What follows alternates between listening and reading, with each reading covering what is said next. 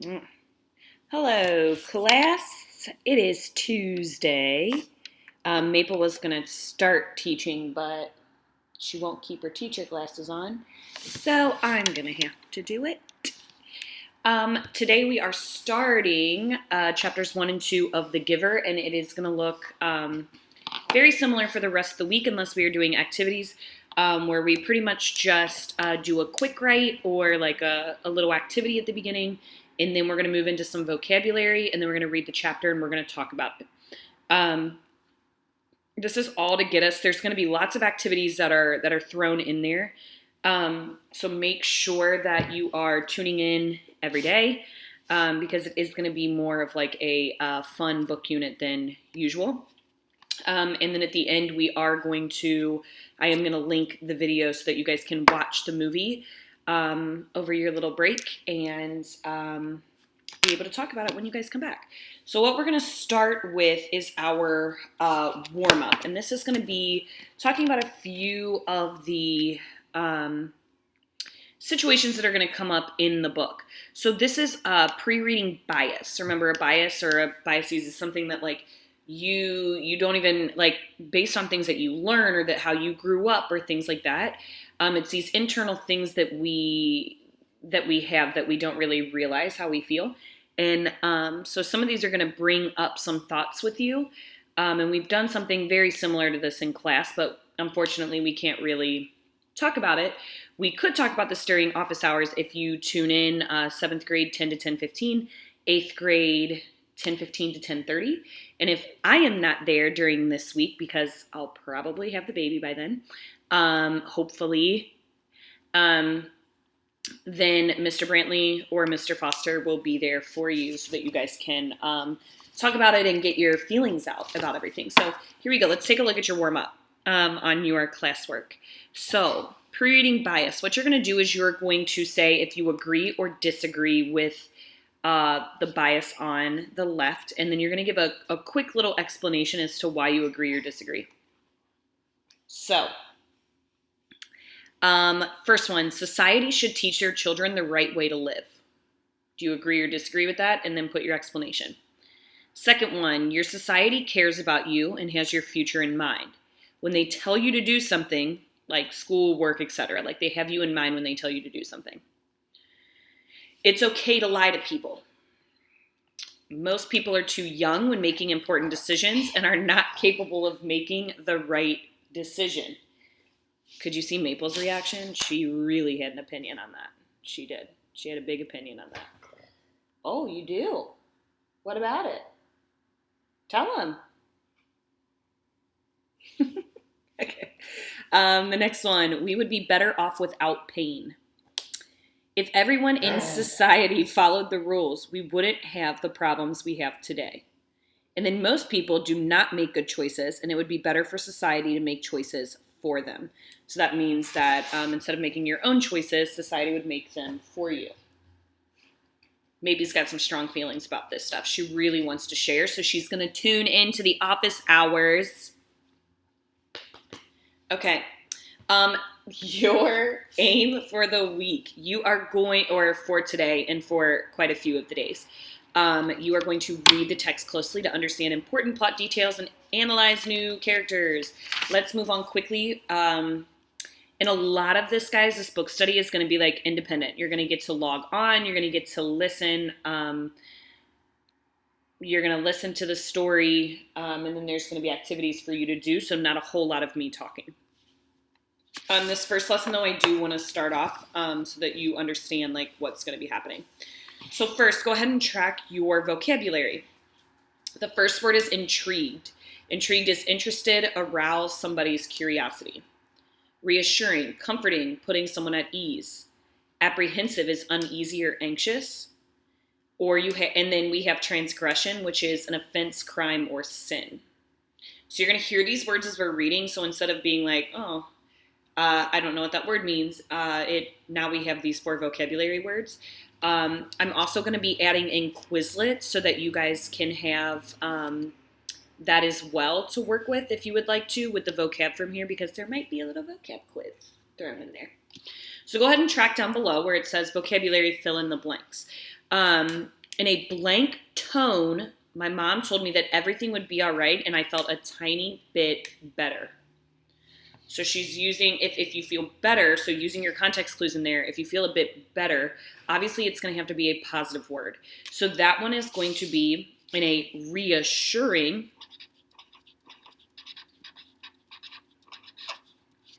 and I'm going to cross off reassuring off to the side. For you guys on your Google Doc, you can just add it as a comment. Or if you're doing what I'm doing and you're writing on a separate piece of paper, write it on your separate piece of paper, take a picture, send it to me so you can get credit for it. Number 2, with an blank look in his eye, the stray dog slowly took 2 steps toward me as I held the treat out. Number 3, the principal excused my blank but told me that if I misbehave again, I would get suspended. And then number 4, the children were so blank by the story that they begged their teacher to read another chapter. That's going to be you guys while I'm reading this book. I almost said The Hunger Games. We're reading The Giver now. Okay. So here are some of our notes. You guys aren't really going to have to, like always, you're not going to have to take the notes. This is just a refresher on annotating and writing gist statements. I'm going to try and provide like a why for you guys during this time, because it is hard to be like, why do we have to do this when we're not at school? But it is super, super, super important. Annotating and writing gist is one of the most important skills that you need to have locked down and mastered, and you will use your whole entire life while you are reading and while you're working and all of that kind of stuff. You need to be able to mark up your work. You need to be able to summarize it, all of that kind of stuff, which is like writing a gist. So you have your why. Why are we learning this?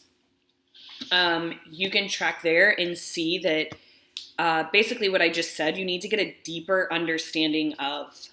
It helps you get a deeper understanding of the text. It also helps you keep track of what you've read. So if you have these gist statements, you have these annotations off to the side, you don't need to keep going back and rereading and looking back through things, okay? You'll most likely already have the answers to those comprehension questions by marking up your text. Now, it is going to be very difficult for you guys to mark up your text the way that we're doing this in Google Docs, because I am going to be sending you the book and like the pages, but it's going to be hard for you to write on them. So if I were you off to the side, I would just be taking like short little notes as to what are these characters like we have here. So annotating for Steele, what I would do is just like on a blank piece of paper, write like Jonas's name and keep track of those notes, okay? And like the other characters that you're going to learn about, that's what I would do. I would just take notes off to the side, write your gist. Most of the time you are able to write your gist right on here. If not, just keep a notebook and have these notes written down for you to go back to as you're reading the book so that you don't get confused. Okay. The second thing is that you are going to, so first you're annotating for Steele about your characters. Second, you're going to annotate any information that's important for the plot, so events in the story. So that could be the problem, how the characters handle the problem. Because remember, at the beginning, we're not going to see a solution to these problems, right? That won't come until like later. So how are they handling the problems? What are they doing? Or how is the community handling the problems? Any evidence that might be important to understand what's happening in the text. So if something happens, you're like, why is this going on? It's really important for you to take notes on that and to underline what is happening so that you know what's going on. Underline the setting. Make sure that you have notes about the setting. And I don't just mean like when and where the story takes place. I'm talking how are they describing it. We practiced that last week with Dark They Were and Golden-Eyed. And so get the details about the setting, because especially in this book, it's going to be super, super important. Like what, how are they describing what things look like and feel like and sound like in the community, okay? And then your last one is you're going to write as many gist statements as you need.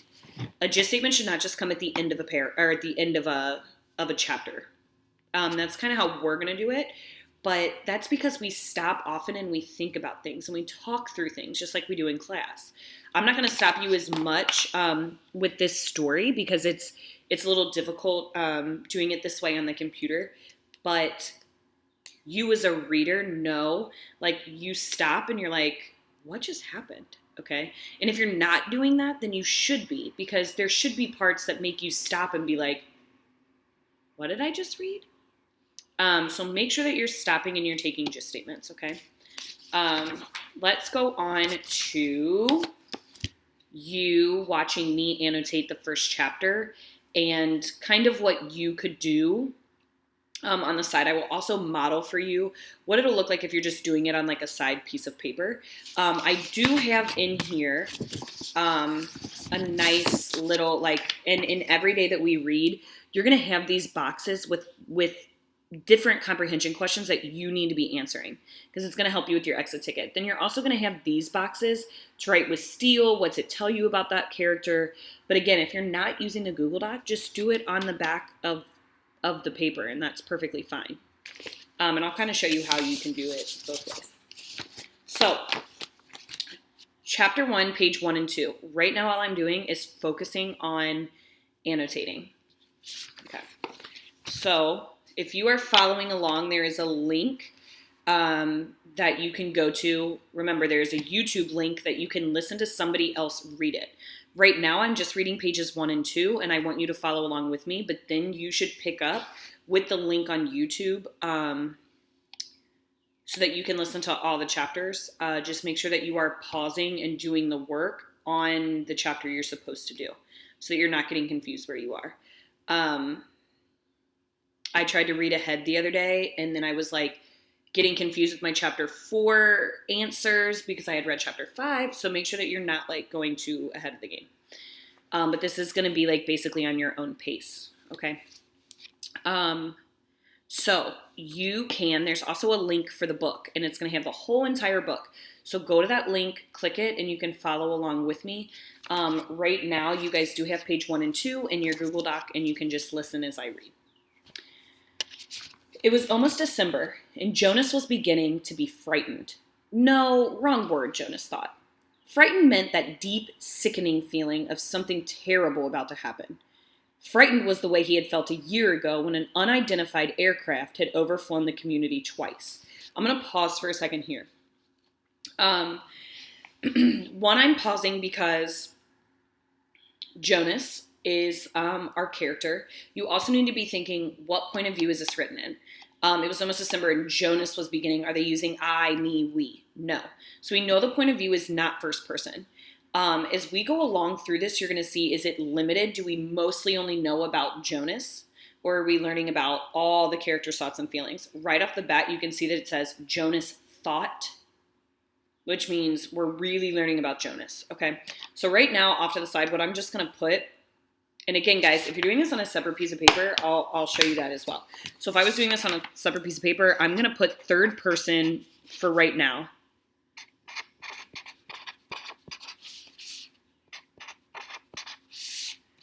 I'm going to write Jonas. So if I were doing this like on a separate piece of paper, I would just do this and keep track of my notes.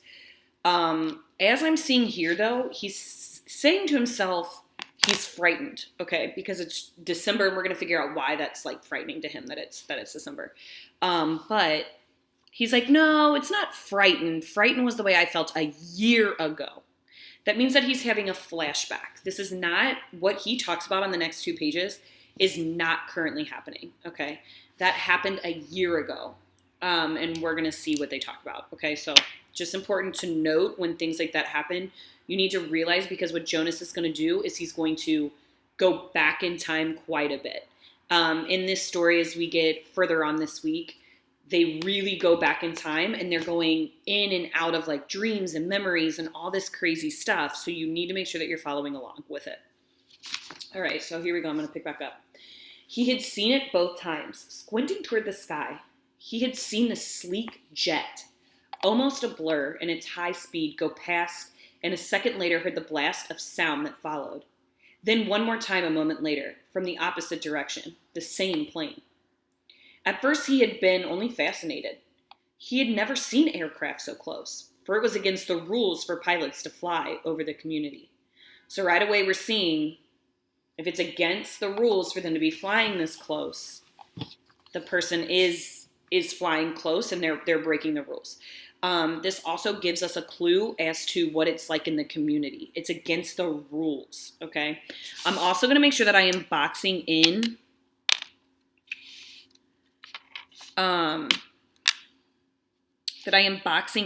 the community. So I'm gonna under or box it in because that's like who they're talking about and like where they're talking about, and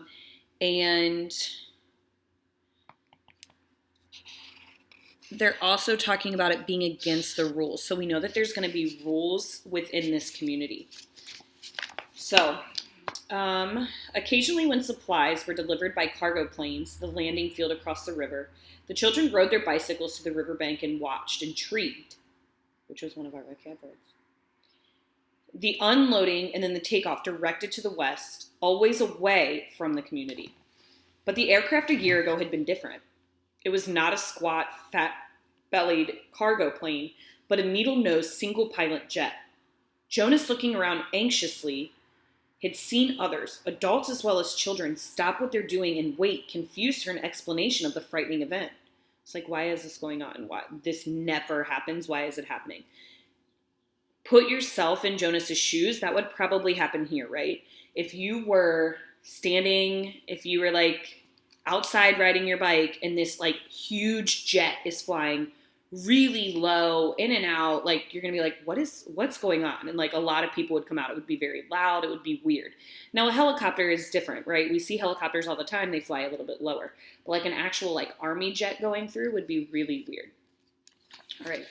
Then all the citizens had been ordered to go into the nearest building and stay there. Immediately, the rasping voice through the speakers had said, "Leave your bicycles where they are." Instantly, obediently, Jonas had dropped his bike on its side on the path behind his family's dwelling, or where they live. He had run indoors and stayed there alone. So guys, that immediately leave your bicycles where they are, this community is not very big, okay? It's like a little town. They have these speakers up every so often, okay? And what happens is somebody comes on and they give announcements. Kind of like it would over the speaker at school. Or to think of it like out in our community now, Chicago is huge, the city is huge. It would not be like this. It would be like one little neighborhood, almost like a college campus type thing, is how these people live and where their work is and all of that kind of stuff. So these speakers come on and they tell the people what to do and you follow those rules right away. So as you see, they're like, leave your bicycles where they are. So people are literally on their bicycles, get off and just let them drop. They don't even like put the kickstands out, nothing. They let them drop. They run inside. They follow the directions right away. So for me, what I'm thinking, something that's like similar here is like when you hear the tornado sirens or something like that go off, they have those like speaker type things in like every neighborhood and around so that everybody knows. They have these speakers every so often around their community. So every single person can hear these announcements, whether they're inside or outside. Okay. His parents were both at work, and his little sister Lily was at the child care center where she spent her after-school hours. Looking through the front window, he had seen no people. No one on the busy afternoon crew of street cleaners, landscape workers, and food delivery people who usually populated the community at that time of day. He saw only the abandoned bikes here and there on the sides. An upturned wheel on one that was still revolving slowly. He had been frightened then. The sense of his own community, silent, waiting, had made his stomach turn over. He had trembled. Guys, these are all things that are showing us how he feels. The author explicitly tells us that he is frightened. But if they didn't, and it says his stomach turned, he was trembling, we could make the assumption, we could make the inference that he's scared. But it had been nothing. Within minutes, the speaker had crackled again, and the voice, reassuring now and less urgent, had explained that a pilot in training had misread his navigational instructions and made a wrong turn. Desperately, the pilot had been trying to make his way back before his error was noticed. "Needless to say, he will be released," the voice had said, followed by silence. There was an ironic tone to that final message, as if the speaker found it amusing. And Jonas had smiled a little, though he knew what a grim statement it had been. For a contributing citizen to be released from the community was a final decision. A terrible punishment, an overwhelming statement of failure. So what I want you to be thinking is, it says he will be released. And Jonas is talking about this statement of, okay, so we know that he is frightened. I'm going to mark that up. He will be released. I'm going to underline this. And I'm thinking to myself, because he said, what a grim statement that had been. Obviously not a positive one, right? For a contributing citizen to be released was a final decision, a terrible punishment. So what are you thinking released means? If someone is released, what could that mean, right? Okay, I'm going to pause for just a second and then we will go over the questions.